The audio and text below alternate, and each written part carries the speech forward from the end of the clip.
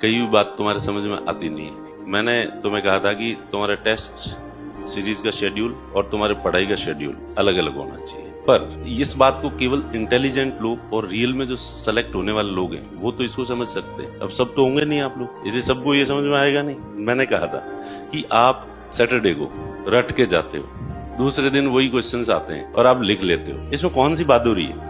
अब वो रटा हुआ उस दिन तो याद रहेगा नहीं, क्योंकि उस दिन तो 2 दिन में ही 4 पेपर होने हैं और पूरा सिलेबस उस दिन रट के जा नहीं सकते। इसलिए आपके वो उस समय जो जिन हालातों में आपको एग्जाम हॉल में लड़ना है वही हालातों की तो प्रैक्टिस होनी चाहिए आपकी। कीचड़ में, युद्ध भूमि कीचड़ में है तो प्रैक्टिस भी कहाँ होनी चाहिए, ताकि कि वहां जाके जो लड़ना पड़े।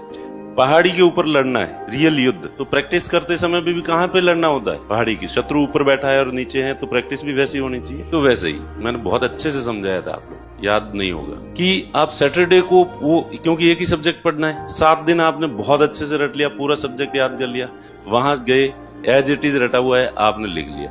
इसमें क्या बहादुरी है? एग्जाम हॉल में जाओगे तब ऐसे 10% क्वेश्चंस ऐसे हो सकते हैं कि रात में आपने पढ़े थे और एज इट इज आ गए और आपने वो लिख दिया एज इट इज जैसे रटे हुए थे। बाकी तो ऐसे होगा कि महीने भर पहले पढ़ा था, शायद ये 2 महीने पहले कहीं देखा था और अब उसको मैनेज करना है, आंसर को अच्छा कैसे लिखा। जो 2 महीने पहले पढ़ी हुई चीज है, जो कि आपकी पैसिव मेमोरी में पड़ी है और पूरी तरह से आपको नहीं आ रही है, एग्जैक्ट याद नहीं आ रहा है, लेकिन आपको उसका आंसर लिखना है, तो आपकी बुद्धि एक्टिव होगी, वो अपनी तरफ से कुछ नई चीजें क्रिएट करेगी, जनरेट करेगी उसके आसपास की चीजें, और एक अच्छा आंसर लिखने की प्रैक्टिस करवाएगी आपसे।